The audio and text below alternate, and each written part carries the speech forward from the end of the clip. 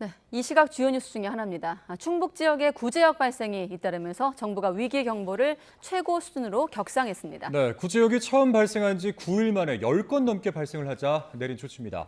자, 취재 기자와 함께 자세한 이야기 나눠보겠습니다.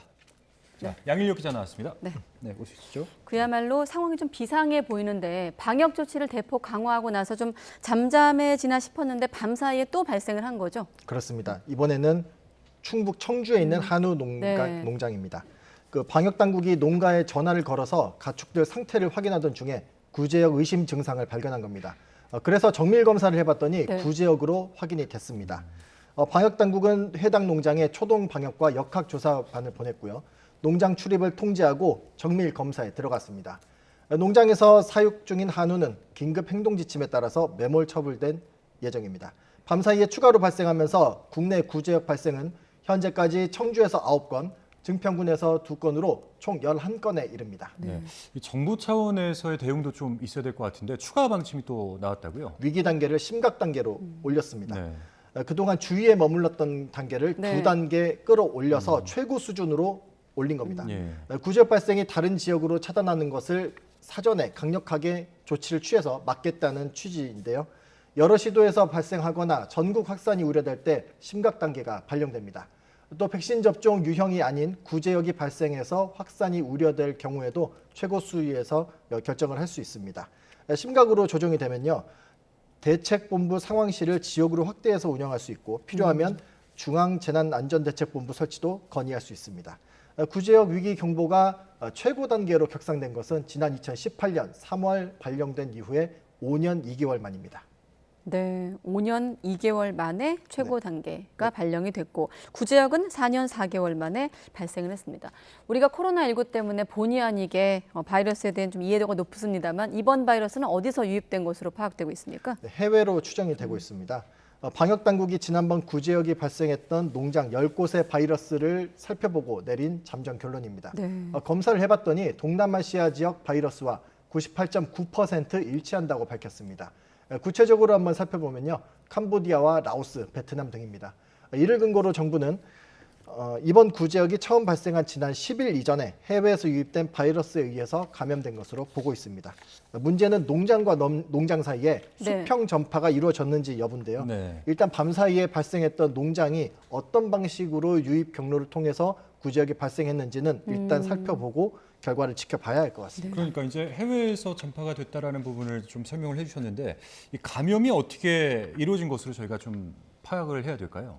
항체 형성이 잘 안 된 개체들을 중심으로 전파가 된 것으로 방역 당국은 설명을 하고 있습니다.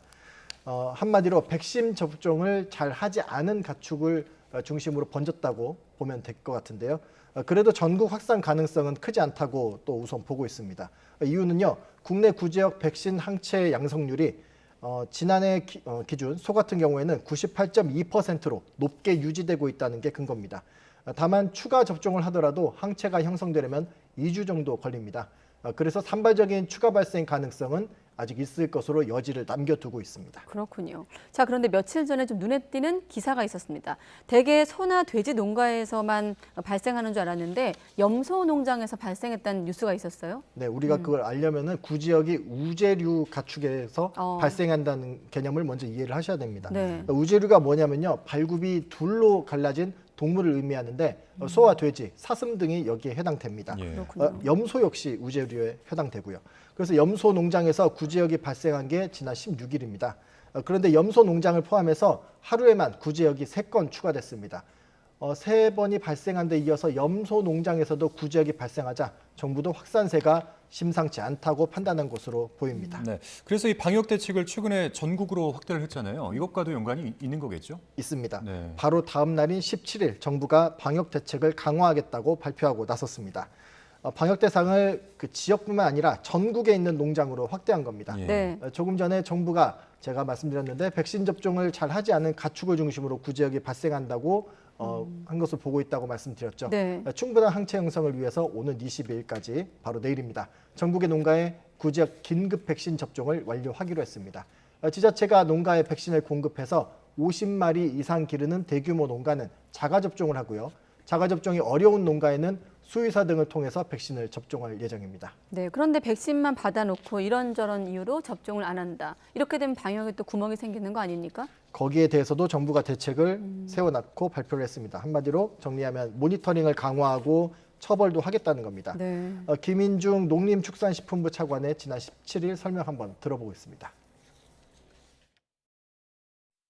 특히 접종 여부 확인을 위해 시군별로 공수의사, 축협직원, 가축 방역관 등으로 긴급 접종 확인반을 구성하여 운영하고 백신 항체 양성률 모니터링 검사도 강화할 계획입니다.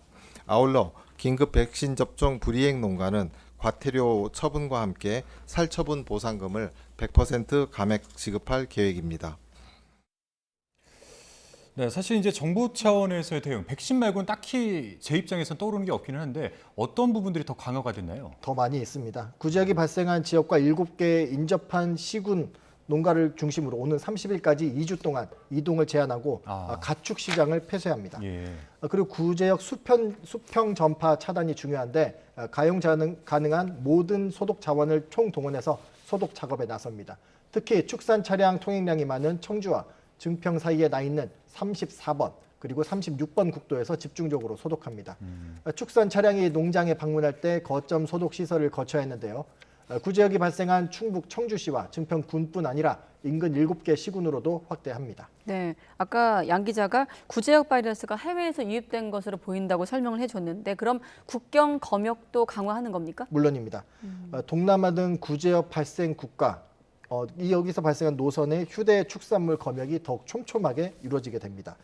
특급 탁송 화물에 대해서 앞으로 3주 동안 세관과 합동으로 검사를 하게 되고요.